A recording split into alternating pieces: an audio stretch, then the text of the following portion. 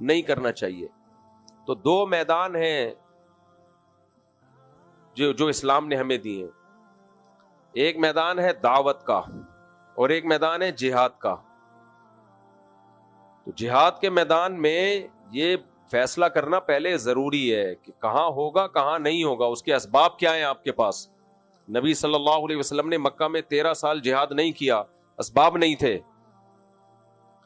نوح علیہ السلام نے 950 سال جہاد نہیں کیا, اس لیے کہ 40-50 لوگ پوری قوم سے نہیں لڑ سکتے تھے. بنی اسرائیل نے حضرت موسیٰ علیہ السلام جب تک نہیں آئے فرعون کے خلاف بغاوت نہیں کی, اور موسیٰ علیہ السلام کے آنے کے بعد بھی بغاوت نہیں ہوئی ہے. کیوں؟ فرعون بہت طاقتور تھا, وہ بنی اسرائیل کے بچے ذبح کر رہا تھا. تو جو قوم اپنے بچے ذبح ہونے سے نہیں بچا سک رہی, وہ اس کے خلاف تلوار لے کے کیسے چڑھ جاتی فرعون کے خلاف؟ اتنا طاقتور تھا.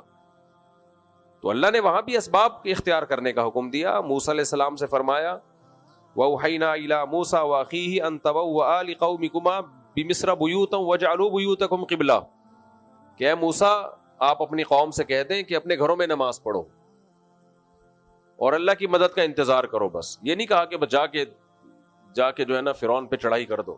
صبر صبر صبر. اور پھر ایک دن حکم آیا کہ بنی اسرائیل کو لے کے آپ مصر سے نکل جائیں. وہاں بھی فرعون نے پیچھا کیا ہے, تو وہاں بھی یہ حکم نہیں دیا فرعون پہ چڑھائی کر دو. وجہ کیا ہے؟ طاقت کا توازن بولو ہے ہی نہیں, کوئی برابر بھی نہیں ہے نا. کوئی انتہائی طاقتور کے سامنے انتہائی کمزور. ہاں کہیں معجزہ ہو گیا تو ایک الگ بات ہے کہ کمزور کو اللہ نے بہت زیادہ طاقتور پہ غالب کر دیا, یا اللہ نے خود حکم دیا ہو کمزور کو کہ براہ راست کے لڑو, تو پھر تو لڑنے کے علاوہ کوئی آپشن نہیں ہے. جب تک آسمان سے وحی نہیں آ جاتی تو وہاں پھر اللہ کا حکم یہی ہے ان یکم منکم مئۃ یغلبوا مئتین, 100 اور 200 کا ریشو کم از کم ہونا چاہیے. آدھی طاقت ہونی چاہیے. آدھی بھی نہیں ہے تو پھر اجازت نہیں ہے لڑنے کی. اتنی طاقت ہو تو جا کے کرو یہ کام, ورنہ آرام سے بیٹھے رہو, اس سے بھی جاؤ گے جو ہے. تو اس لیے اس وقت جہاں جہاد ہے وہاں تو ہے, ہم اس کے منکر نہیں ہیں, لیکن جہاں جہاد نہیں ہے وہاں لڑائی کا میدان گرم کرنے سے مسلمانوں کا نقصان زیادہ ہوگا, مسلمانوں کو فائدہ نہیں ہوگا, کیونکہ تمہارے پاس کچھ ہے نہیں لڑنے کے. تم اپنا دفاع کر لو, بہت بڑی بات ہے. ابھی تو اپنے ملک کو بچا لو بس.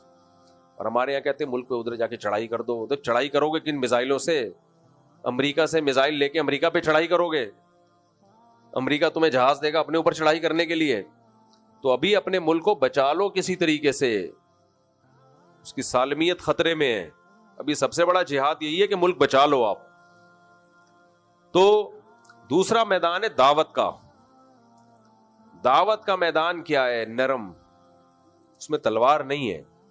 جو تبلیغ ہے, موسیٰ علیہ السلام کو اللہ نے فرعون کے پاس بھیجا